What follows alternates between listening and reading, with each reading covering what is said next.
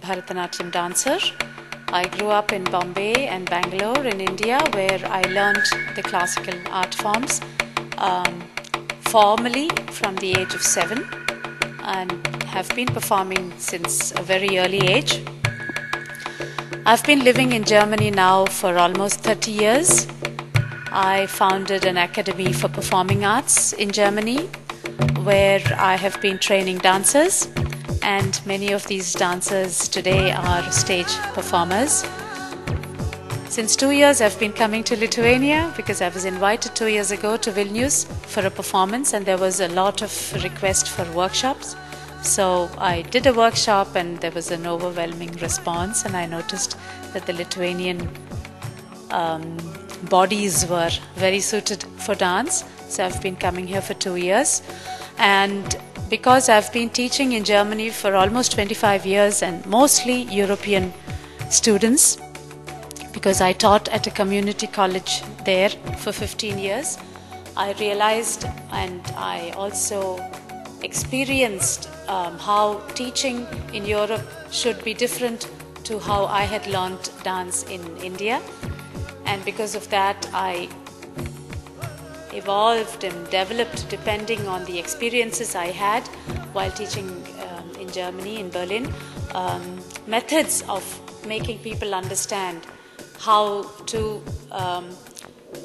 understand what Indian dance is, because in Europe they think it is temple dance, it has to do with temple rituals. Yes, that has also been part of the history of Indian dance and especially of Bharatanatyam. But the reason why it was in the temples, why is it performed the way it is performed, all these are things that I was myself forced to understand in order to make it understandable for a foreign audience.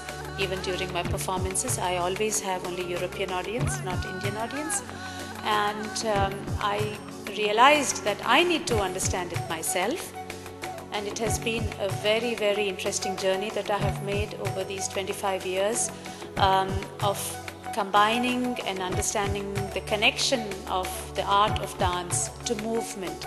So I call it the art of movement, the art of expression, the art of communication, the art of knowledge, the art of science, because it was the first record of dance at all in India is in the Natya Shastra, which is dated back to the 3rd century BC. But scholars believe that it was written between the 3rd century BC and 5th century AD. And what is more fascinating about it, it doesn't matter when it was written, is that there was already a record of existing dance forms. And this was called the Natya Shastra, the science of Natya. Natya is actually a term we can use as for performing art itself. That's why I call my academy not Dance Academy, but Academy of Performing Arts, because it involves music, it involves spoken, that is text, whether it is spoken or sung. It involves expression, mime. It involves the use of body to express the movement that we have in our body. But what is fascinating me more and more while I'm teaching my dancers or the European students to move along these principles is that I'm understanding the principles behind the Indian dance, the movement principles behind the Indian dance, which are very much in tune with what modern movement analysis is talking about. So if there are connections in the body that connect our feet to our hip joints, to the femoral joints, or we have the head-tail connection which goes through the spine, all these have been used and are being used in the classical dance forms, because we have a gradated rotation from the femoral joint. We use the heel to steer that and rotate it. We use the spine for the vertical axis so that there is a flow constantly going on, even if it is held in a very stable fashion. We use our hands, and these fingers are all attached to our shoulders, to our shoulder blades, and these are also part of our movement.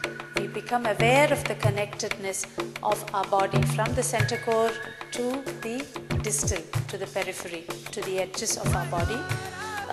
It is amazing to see how these principles were known and used in a dance form like Bharatanatyam, which is considered an ancient dance form, which belonged in the past and in the temples, but I find that the movement principles are very much what we can use today. So I'm teaching my European dancers to understand their bodies, the knowledge of movement that has been given to the human body, which has evolved from various forms into a human body, into the vertical axis. This vertical axis is then glorified in Bharatanatyam. This is how I look at it. And I try to make them understand how we can effectively use the body to move, how we can understand the connections, and also how our brain, our mind, our concentration is also part of our body. That is how we learn to cognitively do a movement, knowing that the movement should come like that. And that way understand that this movement knowledge is already there in our body. We need to tap it.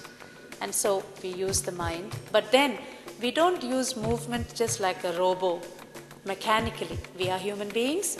We have we have a brain, we have emotions, we have feelings. So we have an intention for using our body. There is an inner urge if we want to move. This is also part of Indian dance. We learn to express, why do I want to walk like that? Do I want to imitate something like an elephant or a horse? No, I'm trying to understand the movement principle behind it. So by trying to understand it, I give the movement a meaning. And by trying to narrate a story, I give the movement a meaning. I give the movement a feeling. Because stories have emotions, have characters.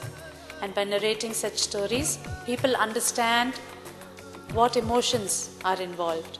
Very often in Europe, one is not very emotive, at least in Northern Europe. Probably Southern Europe is different. People are shy, they don't like to show their feelings, or they don't think it is appropriate to emote and show feelings. Or also one doesn't use the body very much, one is very straight and very correct and very serious. So it is a challenge for me to bring out the emotions out of their faces, out of their eyes, out of their body. They have to understand things like what is fear, what is anger, what is showing wonder with the eyes. It is important to understand what is love, what is compassion. Not only know what is disgust, that is easy to show. Anger is easy to show. Fear also very often. But the softer feelings like compassion, love are more difficult. How can I use it? How can I first understand to use my body to understand those emotions? So when I notice that people are unable to understand what an emotion is, I make them do it through the body. I ask them to tighten their fist, hold their breath, tighten themselves, or let go, and bring the expression in the face that they feel at that moment.